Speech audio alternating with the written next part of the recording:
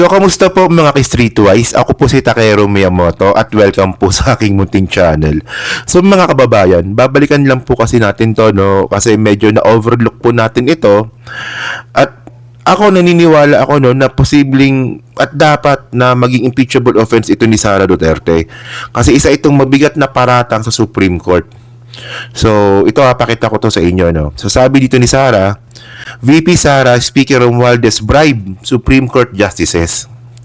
So, in Tagalog, para po sa mga bobong mga DDS, meron pong paratang si Sara Duterte na nabigyan daw po ng suhol o bribe ang Supreme Court. Alam niyo kung anong klaseng kabobohan ito? Bilang isang lawyer daw, kasi lawyer daw siya sabi niya, di ba?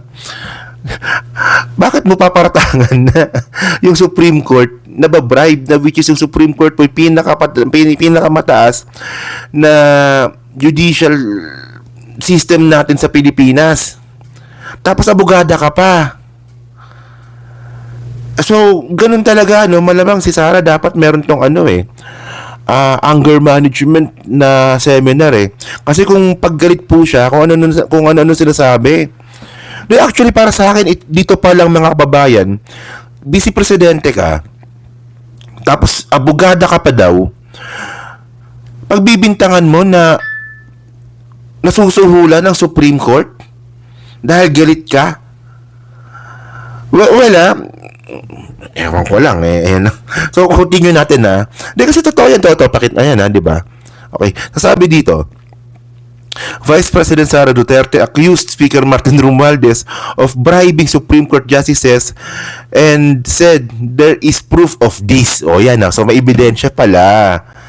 Putang ina ka. Mag-isang taon na, wala ka pa rin pinapakita. Tapos continue dito, sabi pa dito. But Duterte did not say which case was involved in this alleged incident and did not provide any other details. So, nang salita lang. She made a statement as she denounced the administration for going after her since she stopped following its lead and castigated President Ferdinand Marcos Jr. for letting Romualdez to do what he wants with the public funds. Ayan. So, another bintang na naman na walang ebidensya. So, sabi ni Sara dito, ito, binabasa ko lang presidente ka, may speaker ka, na involved sa bribery ng Supreme Court. Supreme Court justices, may video, may kaso, may witness. Anak ng patola talaga. Actually, ganitong klaseng tao ang gusto nyo maging presidente, kayong mga DDS kayo. So, sabi pa dito, di ba? Hindi mo tinanggal yung speaker mo, pinabayaan mo siyang abusuin ang pera ng bayan. Paikot-ikot sa buong bansa, namimigay ng pera na para bang sa kanya yung pera. Okay, so ito yung about sa ayude. So, ngayon, ito para malinaw, syempre, pasensya na medyo hindi maliwanag Si Stephen kasi sa likod ko tulog na ata. So ngayon, gising pa pala. Gising pa, okay. So ngayon, ito panoorin natin tong video na to. So ito po yung video, i-play ko na lang dito, Tapos kami yung nagsisinungaling? Nagbibigil ako Kasi gusto ko lang magtrabaho. Gusto ko lang tapusin nyo na yung show ninyo dyan sa House of Representatives para makabalik na kami sa trabaho namin.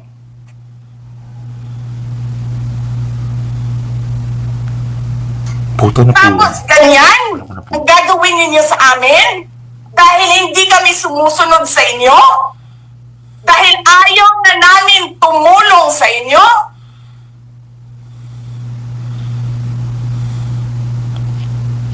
Ganito gagawin ninyo?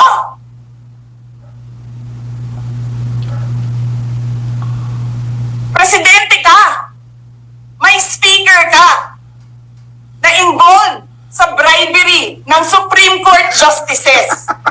May video, may kaso, may witnesses. Hindi mo tinanggal. So, nasan yung video, nasan yung kaso, nasan yung witnesses? Mukhang ikaw lang ata gumawa nun, di ba? So, alam mo, nakakatawa kasi dito. Yung tulad nga ng sinabi ko kanina, kapag galit ka, dapat nag-iisip ka pa rin. Ito kasi, abogada ka daw, nakapasa ka sa bar, nagtataka nga ako kung paano nangyari yon. Tapos, bigla mong pagbibintangan yung Supreme Court na may suhol. Tandaan nyo paglabag ito sa Code of Ethics ninyo, na dapat irespeto po ninyo yung pinakamataas po na sistema po ng ating judicial system. Kaya nga po, 'di ba? Tinuturo sa abogado 'yan na kaya nga nakapiring yung yung babae na mayroong ganun. Kung ano man tawag doon. 'Di ba? So tapos sasabihin mo biglang may suhulan na nangyari sa Supreme Court. Tapos abogada ka? Tanga! Hindi Hindi kasi kaya ko lang din to kinontent mga kababayan kasi na-overlook natin ito. 'Di ba? Dahil nga po nung nakita nyo naman, 'di ba, nung nag-meltdown itong si Sara Duterte, naka-focus tayo dun kung paano siya nagalit, kung paano siya nagmura.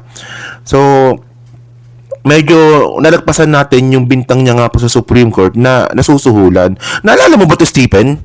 Yung parang na-overlook kasi ito yung nasusuhulan daw yung Supreme Court. Diba? Kung nasusuhulan ng Supreme Court, ang nakakatawa dito, sa panahon na ito, ang mga nasa Supreme Court, mostly naman appointed ng niya. Sa bagay ng ama niya. Didigong, no? Tanga din. Hindi, ibig sabihin. Oo nga pala, no? Yun, parang medyo awkward yun, di ba? Parang sinabi niya na ang mga Supreme Court judges, yun na nga, nababayaran. Pero nakakapagtaka dun, tawag nito, abogada ka, sabihin mo yon. Yun lang, syempre, bilang abogada, ine-expect natin na lahat ng sabihin ni BP Sara ay may kinalaman, ay papasok, sa usaping legal. Kumbaga may mga legal basis.